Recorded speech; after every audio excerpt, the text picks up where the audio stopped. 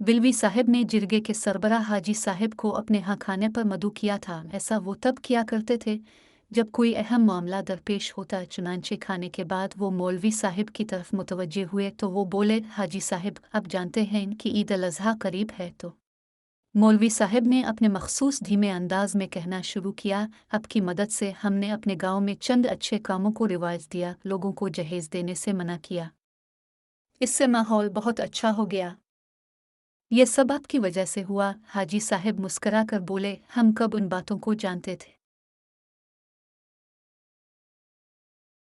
बेटा बनाकर दीन की तालीम दी और आखिर में अपना सब कुछ मुझे सौंप गए, उनका एहसान कभी नहीं भूल सकूंगा। वो एक लम्हा ठहर कर बोले, मैं जो बात अब से कहना चाहता हूँ कि कुर्बानी के वक्त हम खुद को मुआशरती ऊंच नीच से नहीं बचा सकते। बेटा बनाकर दीन की तालीम दी और आखिर में अपना सब कुछ मुझे सौंप गए, उनका एहसान कभी नहीं भूल सकूंगा। वो एक लम्हा ठहर कर बोले, मैं जो बात अब से कहना चाहता हूँ कि कुर्बानी के वक्त हम खुद को मुआशरती ऊंच नीच से नहीं बचा सकते।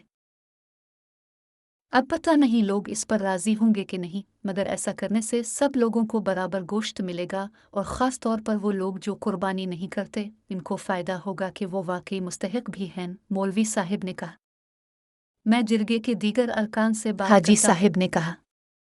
कुछ दिन बाद कुर्बानी का दिन आया तो वो सब के लिए मसरत का सबब बन गया। सब लोग कुर्बानी करके सारा गोश्त एक जगह जमा करते रहे। फिर हाजी साहिब की निगरानी में सारे गांव वालों में बराबर तकसीम हो गया। घर घर में मौलवी साहिब और हाजी साहिब के लिए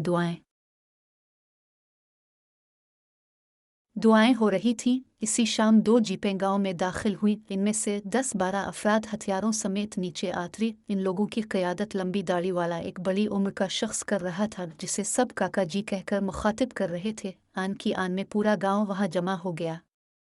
हाजी साहब जिरगे के अरकान के साथ फौरन वहां पहुंचे। काका जी की शख्सियत खासी रोबदार थी। जब वो बोले तो उनकी गूंजदार आवाज़ दूर तक फैल गई। गाँव वाल, हमारी तुमसे कोई दुश्मनी नहीं, हम किसी को नुकसान नहीं पहुंचाना चाहते, मगर कोई रास्ते में आया तो वो अपने नफ़ा नुकसा का खुद जिम्मेदार होगा। हम बस अपने एक मुजरिम को लेने आए हैं। हमें बरसों बाद पता चला है कि वो इस गांव में पनाह लिए हुए हैं। कौन है वो? हर तरफ सरगोशियां होने लगे। अचानक मजमा में से मौलवी साहिब निकलकर सामने आए और काका जी से मुखातिब होकर बोले, काका जी, आखिर आपने मुझे ढूंढ लिया। ठीक है, मैं आपके साथ चलता हूँ। मौलवी साहब के अल्फाज गोया बम थे कि एक हलचल मच गई। आवाज़ों की भिनभिनाहट इतनी बड़ी कि हाजी साहब को हाथ अलिफाटे कर सबको खामोश कराना पड़ा। फिर वो बोले तो काका जी समेत सब लोगों ने उनकी बात को गौर से सीन। आप लोग मेहमानों की तरह नहीं आए, मगर हम मेहमानों की तरह आपको खुश आमदीद कहते हैं। सबसे पहले हम आपकी खातिर तवाज़ो करेंगे और फिर जानने की कोशिश करेंगे कि आप हमारे सबसे मुअज़्ज़ज़ इंसान को क्यों और किस जुर्म में साथ ले जाना चाहते हैं। काका जी ने कुछ कहने की कोशिश की, मगर साहिब ने उनको कुछ कहने से पहले किसी को हुक्म दिया कि मेहमानों के लिए मेहमान खाना खोल दिया जाए। बाकी बातें वही होंगी। आखिर मेहमान खाने में बातचीत हुई तो पता चला कि ज़मीन के एक झगड़े में मौलवी साहब उनको मतलूब थे। इस दौर में मौलवी साहब ने गुस्से और जोश में अपने चचा के साथ मिलकर अपने पड़ोसी की ज़मीन पर कब्ज़े के लिए झगड़ा किया और पड़ोसी को शदीद ज़ख्मी कर दिया था। फिर वो खुद भी ज़ख्मी हालत में फ़रार हो गए थे।